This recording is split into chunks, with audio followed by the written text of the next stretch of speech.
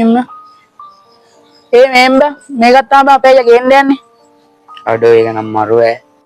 ඔව් වගේ සුපිරි බයික් එකක් තාම අපේ තාත්තත් ගේනවා කිව්වේ. මාත් තාම ටික කාලෙකින් අම්මට කියලා ඔය වගේ බයික් එකක් ගන්නවා. උඹලාම කොහොමද උඹට බයික් අරන් දෙන්නේ? උඹලාම කුලි වැඩනේ කරන්නේ. ඔව් බං උඹලා කොහොමද බයික් ගන්නේ? ඔව් නේ බං. ඇයි බං මං දුප්පත් උනේ? ඒක උඹ වැරද්ද නේ බං. උඹලා ගෝල් වල තියෙන ප්‍රශ්න ඕවා. ඔව් නේ බං. මං එහෙනම් ගිහින් එන්න.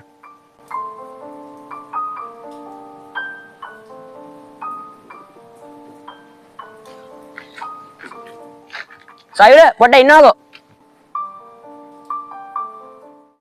කොහෙද සයුර යන්නේ?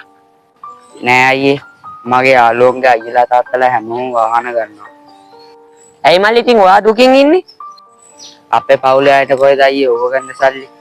මල්ලි ඔයා දැනගන්න ඕනේ ඔයා හොඳට ඉගෙන රස්සාවක් කරන්න. ඊට පස්සේ හොඳ වාහනයක් ගන්නවා කියලා බලාපොරොත්තුවක් තියාගන්න. ඕනේ අයියේ.